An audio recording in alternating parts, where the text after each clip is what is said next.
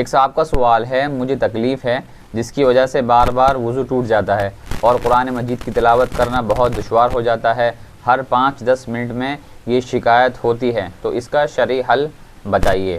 مذکورہ سوال کا جواب یہ ہے کہ بہت سارے لوگوں کو یہ شکایت ہوتی ہے کہ بار بار وضو ٹوٹ جاتی ہے ری خارج ہو جانے کی وجہ سے یا کسی اور دوسرے عذر کے لاحق ہو جانے کی وجہ سے۔ تو اگر یہ بار بار کا وضو ٹوٹنا اتنی کثرت کے ساتھ ہے کہ آدمی ایک مرتبہ وضو کر کے 2 رکعت یا 4 رکعت فرض نماز بھی نہیں پڑھ سکتا اور اس کی وضو ٹوٹ جاتی ہے، تو ایسا آدمی شریعت کی نظر میں معذور کہلاتا ہے۔ اور معذور کا مسئلہ یہ ہے کہ جیسے ہی کسی نماز کا وقت شروع ہو وہ آدمی ایک مرتبہ وضو کر لے، اب اس آدمی کا وضو یہ اس وقت تک باقی رہے گا جب تک کہ اس نماز کا وقت ختم نہیں ہو جاتا۔ مثال کے طور پر ظہر کا وقت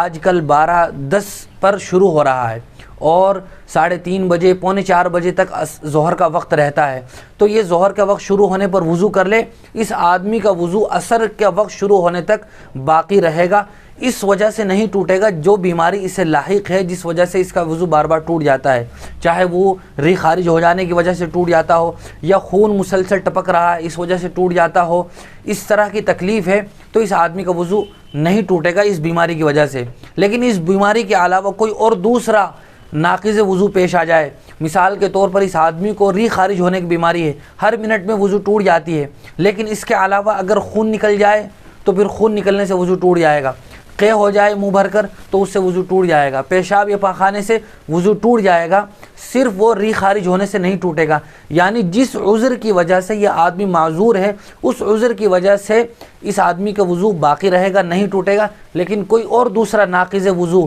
جن چیزوں کی وجہ سے وضو ٹوٹ جاتا ہے وہ اگر کوئی دوسرا ناقض وضو پیش آ جاتا ہے تو اس وجہ سے وضو ٹوٹ جائے گا۔ لیکن اگر کوئی ایسا آدمی ہے کہ ایک مرتبہ وضو کرنے کے بعد 10 منٹ 15 منٹ اس کا وضو باقی رہتا ہے اور اس کے بعد ٹوٹتا ہے تو 10 اور 15 منٹ کی وجہ سے شریعت کی نظر میں یہ آدمی معذور نہیں کہلائے گا، لہذا قرآن مجید کی تلاوت کرتے ہوئے ایک مرتبہ یہ آدمی وضو کر کے بیٹھ جائے، جب بھی وضو ٹوٹے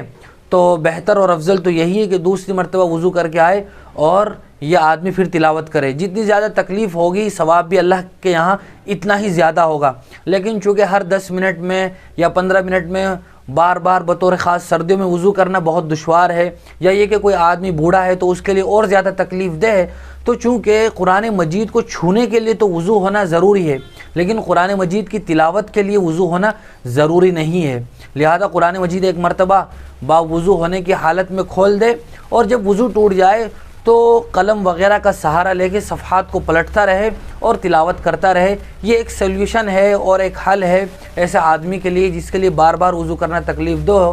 کہ وہ قلم کے ذریعے سے پیج پلٹتا رہے، صفحات کھولتا رہے اور اپنا تلاوت کرتا رہے، قرآن مجید کو چھوئے نہیں، کیونکہ قرآن مجید کو چھونے کے لیے باوضو ہونا ضروری ہے۔